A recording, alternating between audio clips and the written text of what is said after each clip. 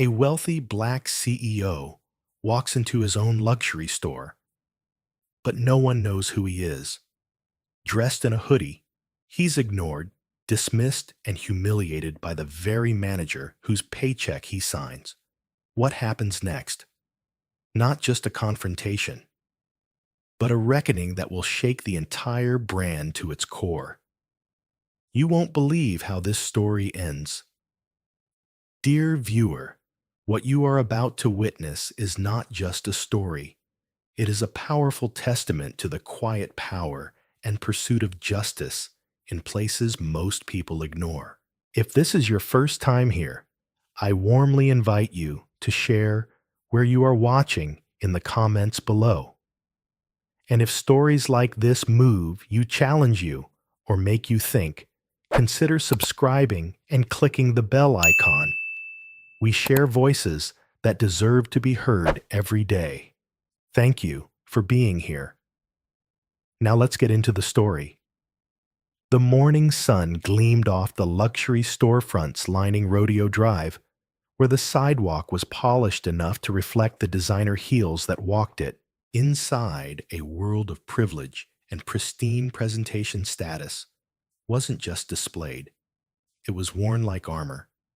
And at the far end of the boulevard, nestled between a French couture house and a private jeweler, stood Reed, one of the most successful luxury fashion brands born in the last 2 decades. Malcolm Reed, the brand's founder and CEO, stood across the street in worn jeans and a fitted hoodie. A baseball cap tugged low over his brow. The very store that bore his name sparkled like a monument behind him. Its gold-lettered signage, high-gloss windows, and hand-picked seasonal displays curated to seduce wealth with a single glance. But today, Malcolm wasn't walking through its doors as its owner. He was entering as a mystery, as a test. The cold steel of the morning air didn't touch his skin. What chilled him was the suspicion that something was happening inside his store, something no sales report or brand audit could show.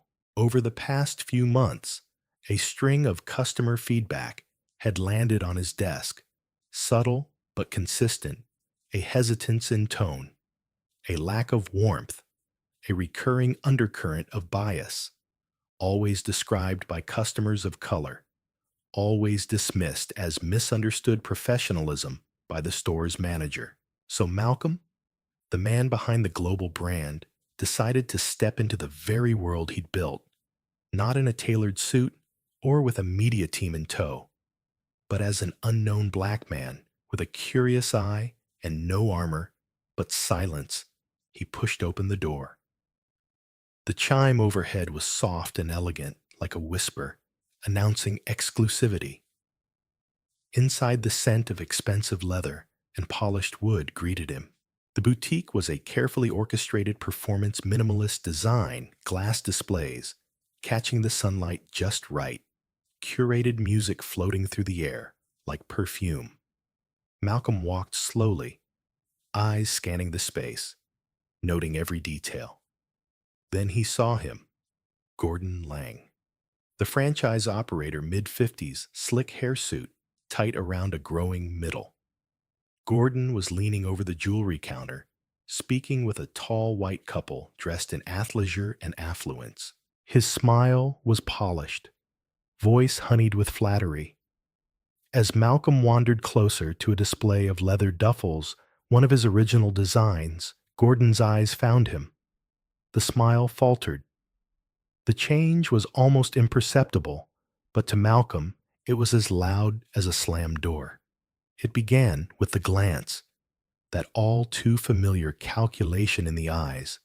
Then came the shift. "Can I help you with something?" Gordon asked, walking over with the kind of cautious energy used for shoplifters, not shoppers. Malcolm kept his tone warm. "Just browsing.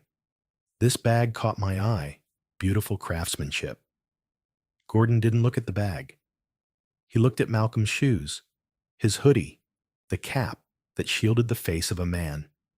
Forbes once listed in their top 10 self-made entrepreneurs under 40. That one's a limited edition. Gordon replied, his tone clipped. Pricey piece. We don't keep many in stock. Malcolm nodded. I know I designed it. But Gordon didn't hear that part. Or maybe he didn't want to. Instead, he gave a thin smile and gestured toward a smaller section by the window. If you're looking for something more accessible, we've got a clearance rack near the back. Malcolm didn't flinch. I'd like to see this one up close. Mind unlocking the case? Gordon's eyes hardened. We don't typically remove high-value items unless we're certain the customer's serious. I'm sure you understand. It was said with a smirk, polite enough to sound plausible, cold enough to feel surgical.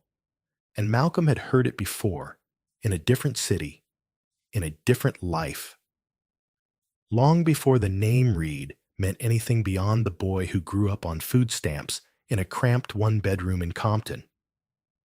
I'm quite serious, Malcolm said softly. Gordon gave a tight laugh. Well, I'd still need to see proof of intent. We've had issues before. Can't be too careful these days. That sentence can't be too careful. Landed like a slap. Malcolm placed the bag back gently, then looked around the store. 2 associates were whispering near the register. Stealing glances, a security guard stood near the exit, arms crossed. Customers continued browsing. Oblivious, he could have revealed himself in that moment. Flashed his executive ID, asked Gordon if he liked his salary, one that Malcolm signed off on every quarter. But instead, Malcolm smiled. Thank you, he said calmly. I've seen what I needed to see. As he turned toward the exit, Gordon shrugged. Suit yourself.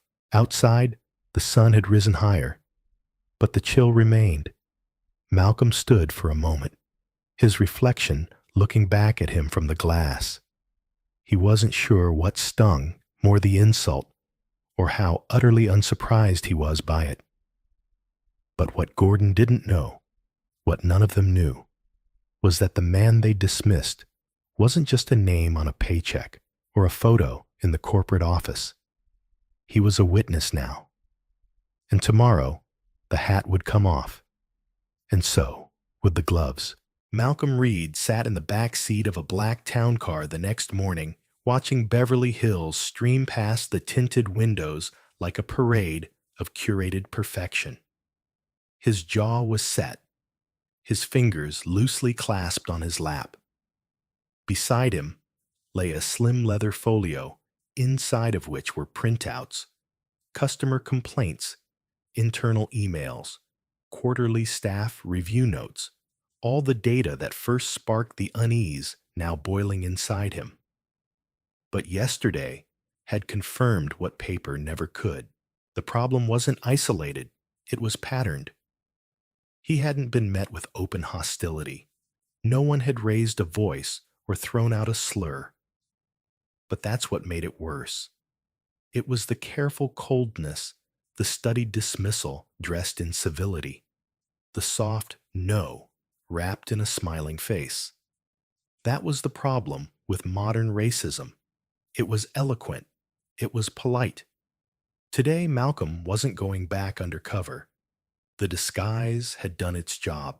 Now, he needed to observe the culture Gordon had cultivated not from the outside, but from the inside. He wanted to see how others were treated, not just by Gordon, but by the team that took their cues from him. He stepped into the store with purpose, dressed this time in an understated navy suit, tailored but without screaming wealth. No assistant, no preamble, just Malcolm moving like any other client with taste and time to spend. The difference in response was immediate. A young associate named Elena approached him before he'd taken 5 steps. Her smile was genuine, her voice warm. Good morning, sir. Welcome to Reed. Can I offer you a glass of sparkling water or espresso? while you browse. Malcolm nodded. Sparkling would be great. Thank you. Elena moved swiftly, professionally offering it in crystal stemware that caught the morning light. He could see, in her movements, a precision that came not from scripts, but from pride in service. It made him wonder, was she trained this way, or did she have to learn it in spite of the leadership above her? As he wandered through the women's wear section, he watched from the corner of his eye as a young black woman entered the store. She looked to be in her early 30s, wearing slacks and a silk blouse, classic confident. She paused near a display of handbags. That was when he saw it again. Not with Elena, but from another associate, a tall man with slicked back hair named Bryce. Bryce clocked the woman's entrance with a glance, then leaned toward another associate and whispered something. They both looked at the woman. Neither approached. The customer lingered by the handbags for a moment longer, scanning the shelves. Then, visibly uncomfortable, she turned and walked out. Malcolm's heart tightened. He waited a few minutes before walking over to the same handbag display. Bryce approached almost immediately. "Those are from our fall collection," Bryce said, smiling. "Just arrived last week. If you're looking for something versatile, this line has been very popular." Malcolm turned toward him. "Do you know the woman who was looking here just now?" Bryce blinked. "Which woman?" "Black slim silk blouse.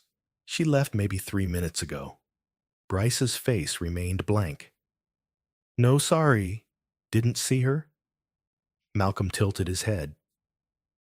"You looked right at her. Whispered something to your colleague." A pause. Bryce's smile faltered. "I just asked if she needed help," Bryce said quickly. "Didn't want to crowd her." Malcolm let the silence hang. Bryce shifted his weight. The conversation was over, but the damage wasn't. It wasn't just Gordon. It was the atmosphere he'd created, one where caution replaced welcome and courtesy depended on perceived worth.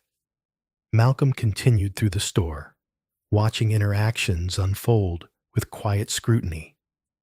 A Latino couple in their 40s stood by the shoes section, looking slightly lost.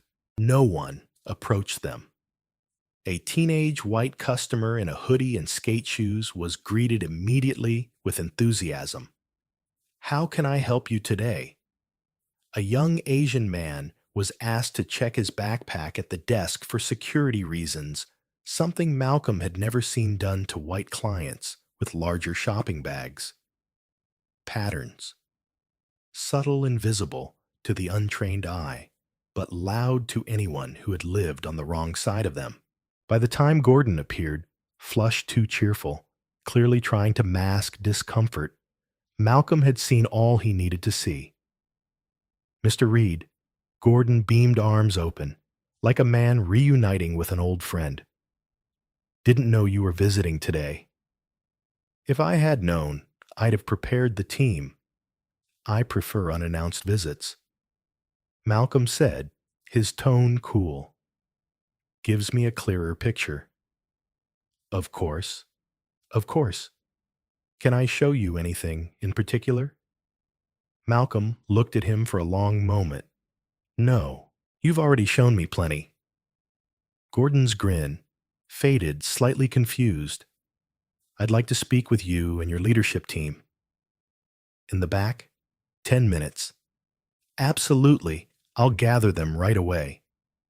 Malcolm watched him scurry off, his mind already racing. He wasn't just going to correct a store's attitude. He was going to reset its soul. And this wasn't going to be a conversation. The boardroom on the top floor of the Reed corporate headquarters offered a panoramic view of Los Angeles, shimmering rooftops, endless traffic arteries, and the glint of sun bouncing off glass and chrome. It was a symbol of everything Malcolm Reed had built: vision, status, precision. Yet today, as he stood at the far end of the table, facing 6 regional managers And the man who had so casually dismissed him just a day before, none of that power felt like armor. It felt like responsibility. The room was quiet, the kind of quiet that comes before a storm. No one knows how to name. Malcolm placed a slim file on the table. No theatrics, no raised voice, just gravity. "I've owned this company for 15 years," he said, his voice measured. "And in those 15 years, I've never walked into one of my own stores and felt small until this week." Gordon Lang sat halfway down the table, flanked by two of his senior staff. His face was pale, the confident grin of yesterday nowhere to be found. Malcolm's gaze swept across the room. "I've studied numbers, trends reports, but what I witnessed firsthand inside our Beverly Hills flagship location is something no spreadsheet can show: a culture problem, a values problem." One of the regional directors, a middle-aged woman named Lillian Rhodes, shifted uncomfortably in her seat. She had always been one of the more progressive voices in the company. Today, even she said nothing. Malcolm continued, "It wasn't just about how I was treated when I walked in, dressed as a customer. It was about the way everyone else was treated too. The subtle glances, the calculated silences, the way service was rationed based on skin tone and assumptions." He tapped the file on the table. "I asked for every customer service complaint from the last 2 years across our flagship locations. The language changes, but the themes don't. Felt unwelcome. Was followed without reason. Was ignored while others were served." He paused, letting the weight of his words settle. "This store," he said slowly, "is supposed to be a symbol of luxury. But what is luxury if it's not inclusive? What is elegance if it excludes the very people it claims to serve?" Gordon finally spoke, his voice cautious. "Mr. Reed, I want to apologize again. I didn't recognize you, and I realize now." Malcolm raised a hand. "Stop right there. That's the problem. You're not apologizing for what you did. You're apologizing because I turned out to be someone important." A silence thicker than glass fell over the table. Your reaction, your decisions, none of them were about the customer. They were about your assumptions, your comfort zone. You judged me, not by how I behaved, but by what I looked like. And if you did that to me, I have no doubt you've done it to countless others. Gordon looked down at the table, unable to respond. Malcolm turned his attention to the group as a whole. "So let's be clear. This is not about firing one man. It's about facing the truth. We've been too polite to say out loud. We've allowed gatekeeping to dress itself in professionalism. We've confused exclusivity with elitism. And we've tolerated prejudice as long as it stayed subtle." One of the younger managers, a black man named Devin, leaned forward. "What happens next?" Malcolm looked him in the eye. "We rebuild, but not with lip service, with action." He began outlining the new policies with precision. Every store would undergo mandatory bias training, led not by a compliance officer, but by people who had experienced discrimination firsthand. Every customer complaint would be reviewed not only for resolution, but for patterns. And every store manager would be evaluated not just on sales metrics, but on how inclusive their environments truly were, based on mystery shopping, customer feedback, and peer review. But more than policy. Malcolm added, "We change how we talk about service. Respect is not optional. Dignity is not earned. It is owed." He looked around the room again. "And leadership starts here. No one is exempt, including me." There was a pause. Then Lillian spoke, her voice steady. "You're right. We've let standards slip behind brand image. And if we don't fix this now, we don't deserve the trust of our customers or each other. Malcolm gave a small nod of appreciation. It was a beginning. I'm appointing a diversity and inclusion task force to report directly to me. He continued, they'll review everything, from hiring to store design. And we're not hiding these changes. We're putting them front and center. This isn't about marketing. It's about mission. Gordon looked up again, desperation flickering in his eyes. Mr. Reed, I can help implement those changes. I know the store inside and out. Malcolm's expression didn't shift. You won't be part of that process. The words landed like a verdict. You will be removed from your position effective immediately. Not out of punishment, but because change requires clean ground to grow. Gordon said nothing. The others did not protest. They understood. As the meeting ended and the team began to file out, Malcolm remained standing by the window. The city spread out before him, bright, beautiful, and deeply flawed, like everything worth building. He thought of the woman in the silk blouse, the Latino couple, the ignored teenager faces he would never forget, stories they never got to tell. He promised himself, then they would not be invisible anymore. This wasn't about power. It was about purpose. The truth had made its way into the glass tower, and now it was about what would be done with it. The following weeks at Reed were unlike anything the company had experienced before. What had once been a tightly wound machine of profit-driven prestige began to loosen, shift, and breathe. From the corporate headquarters in downtown Los Angeles to each polished boutique across the country, the rhythm changed, not with chaos, but with conscience. Inside the Beverly Hills flagship store, the tension that had once thickened the air, like expensive cologne, had dissipated.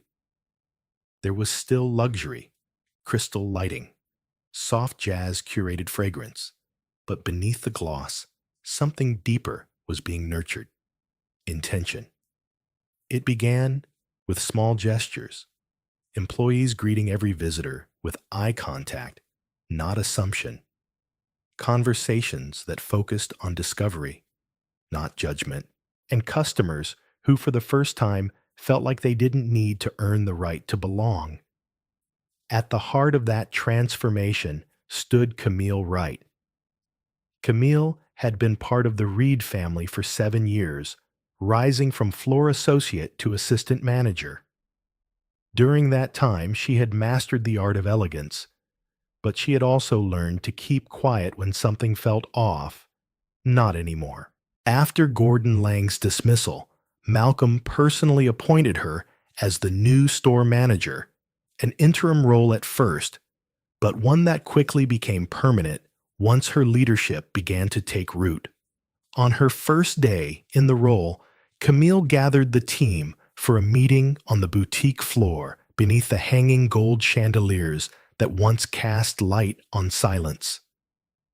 She stood, without notes, her voice calm but resonant. I'm not here to rewrite everything she told them, but I'm here to remind us why we do what we do. People come through these doors not just to buy luxury, but to feel seen, valued, heard. That doesn't start at the register. It starts with us. Her team, a mosaic of backgrounds, ages and experiences responded. Slowly then steadily, Sarah, the soft-spoken stylist who had once hesitated to speak up in front of Gordon, began contributing ideas to the weekly service briefings.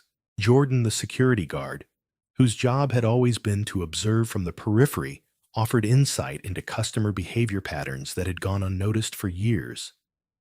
Even the newest hires, barely out of training, carried themselves with the confidence that comes from knowing they were part of something meaningful. Malcolm visited often, but not with fanfare. No entourage, no announcement. He'd walk the floor, ask questions, observe interactions, And when he pulled Camille aside one afternoon, it wasn't to critique, it was to ask, "What do you need from me?" Camille didn't hesitate. Trust, resources, and space to keep growing. She got all three. But healing the brand wasn't just about improving store culture. It meant confronting deeper systems, how recruitment was done, who got promoted, and what success looked like beyond sales targets. Malcolm initiated a scholarship fund in partnership with fashion schools aimed at supporting young designers and future leaders from underrepresented communities. He also restructured the company's mentorship program, pairing senior executives with emerging voices across departments, not just in marketing or design, but in logistics, HR, and operations. One of the most powerful changes came in the form of storytelling.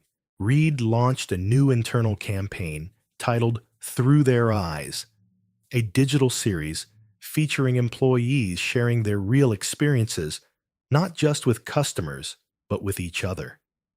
The stories were raw, sometimes painful, often inspiring. A shipping clerk from Oakland talked about being followed by security in another retail job. A regional sales lead described the moment she realized her accent made colleagues underestimate her intelligence. These weren't PR moments. They were mirrors, placed gently but firmly across the organization. Camille shared her own story, too. She spoke of the time a customer assumed she wasn't qualified enough to recommend luxury items, and of how instead of reacting in anger, she used it as fuel to outlearn, outserve, and ultimately outlead. Her vulnerability became a bridge, not a badge. Back in the Beverly Hills store, change was no longer a goal. It was the atmosphere customers noticed. Sales didn't dip. They rose because people weren't just buying elegance. They were experiencing dignity. One afternoon, an elderly couple walked in, unassuming, dressed modestly, clearly unsure if they belonged. A young associate named Mari approached with a smile, offering help, not with pretense, but with warmth. The couple ended up purchasing 2 watches and left a handwritten note a week later. For the first time, we felt like this world wasn't closed to us. Malcolm read the letter in his office and smiled, not because it proved anything to shareholders, but because it validated everything he'd hoped for. Reed was healing, not through a campaign or a press release or a single apology, but through people and through leaders like Camille, who understood that luxury without humanity is just price tags on glass. A few months after Malcolm Reed's unannounced visit to his Beverly Hills flagship store, the ripple effect of that day had spread further than anyone could have anticipated. What began as a quiet moment of reckoning had transformed into a movement within the company. A cultural pivot not driven by optics or pressure, but by conviction. Reed wasn't just selling watches, coats, or fine leather goods anymore. It was standing for something. It was the morning of the Reed Annual Leadership Summit, a once ritualistic gathering of executives and partners held in a glass-walled rooftop conference center overlooking downtown Los Angeles. This year, the air felt different. The usual tension of performance metrics and brand expansion strategies had been replaced by a cautious anticipation. Malcolm had kept the agenda under wraps, revealing only that the closing keynote would be delivered by someone who reminded him what leadership should look like. Camille Wright stood behind the curtain microphone, clipped to her blazer, palms slightly damp. She wasn't used to this. Her comfort zone was on the store floor, not under spotlights. But when Malcolm had asked her no, invited her to share what had changed at Reed, Beverly Hills She didn't hesitate. This moment wasn't about her. It was about every customer who had ever felt small, every associate who had been told to keep quiet, and every leader who had the courage to listen. She stepped onto the stage and took a breath. Behind her, a photo appeared on the screen, a simple snapshot of the store lobby. Two employees helping an elderly man into a chair, both smiling as if he were their only customer that day. This, Camille began, is what success looks like. No fanfare, no applause yet, just attention raw and real. She spoke about her first weeks as manager, about the resistance she faced, and the slow building of trust. She shared the training, revamp, the listening sessions, the day an employee broke down crying during a workshop, because it was the first time anyone had asked how she felt at work. Camille didn't speak like a corporate figure.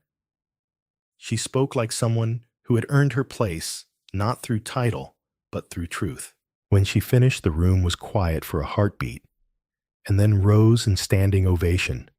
Malcolm joined her on stage, offering a quiet smile. That he said into the mic is the future of Reed, and if we're smart, we'll follow her lead. It was more than symbolic. That same week, Reed's board approved a new leadership development pipeline spearheaded by Camille and a council of regional managers focused on mentorship, diversity, and empathy-based leadership. Malcolm didn't want token change. He wanted structural change, and he was willing to put resources behind it. But perhaps the clearest evidence of Reed's rebirth came not in boardrooms or summits, but in the stores themselves. In New York, a man walked into the Soho location wearing a hoodie and cargo pants. A year ago, staff might have shadowed him. Now he was welcomed with curiosity. He turned out to be a renowned streetwear designer looking to partner on a limited edition capsule, something Reed had never considered. The collaboration sold out in days. In Atlanta, a young black girl and her father came in just to browse. When she stopped in front of a pair of sunglasses and asked, "Do you think these would look good on me?" "Daddy," the associate knelt beside her and said, "They'd look even better on the cover of our next ad campaign." A week later, she was modeling in the brand's newest catalog. Stories like that weren't marketing. They were proof evidence that when you reshape the soul of a brand, the surface doesn't just change, it shines with a new kind of light. Malcolm no longer needed to test his stores undercover. He knew who they were because he had let them become what they were meant to be, not monuments to wealth, but mirrors of possibility. Reed had always stood for craftsmanship, elegance, and exclusivity, but now its definition of exclusivity had shifted from shutting people out to making everyone feel uniquely valued. It wasn't perfect. No system is, but it was real. And in a world still grappling with division, that kind of authenticity wasn't just refreshing. It was radical. Malcolm looked out at his team, his stores, his customers, and knew the brand he'd built had finally caught up to the man he hoped to be.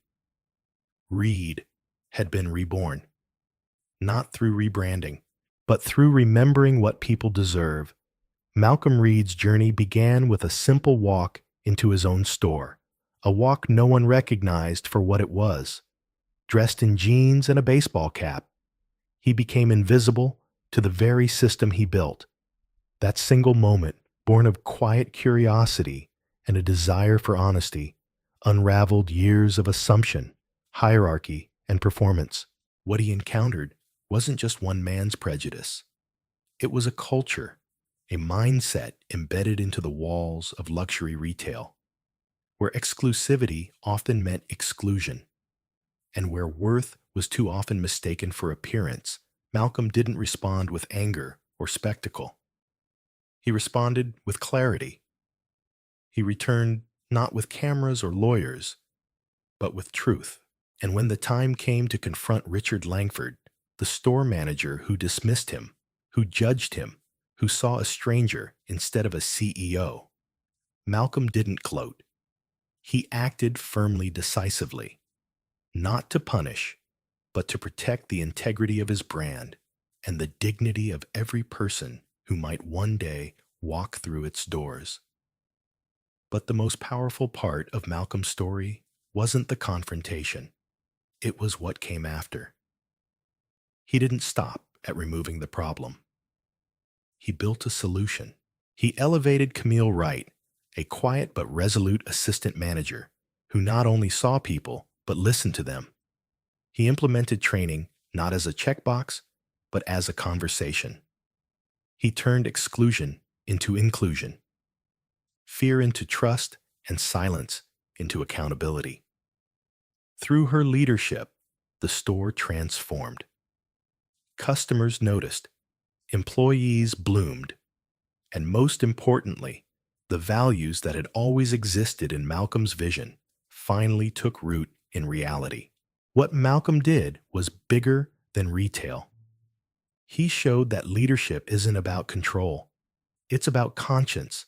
It's about asking not just what you sell, but how you make people feel when they walk into your space.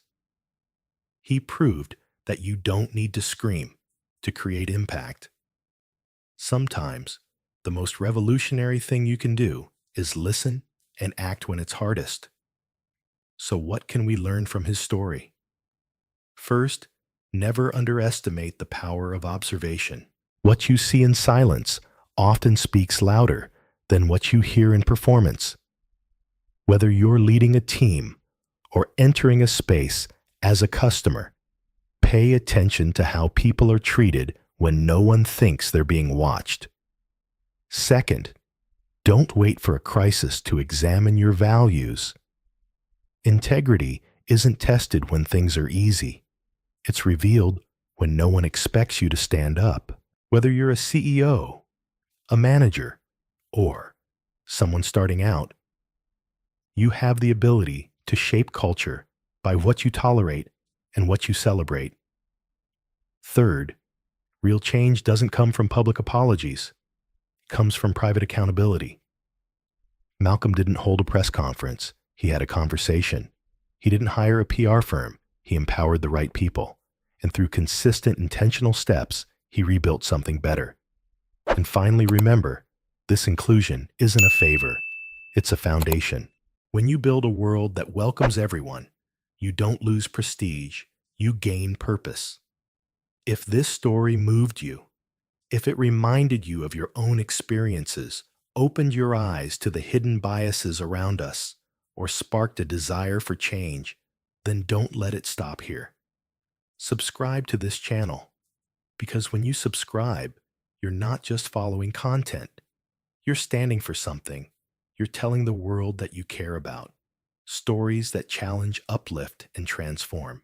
And if you want to see more stories like this, true stories that reveal injustice, but also show the power of redemption, hit that subscribe button. We're just getting started. And your voice, your presence, your support, it matters more than you know.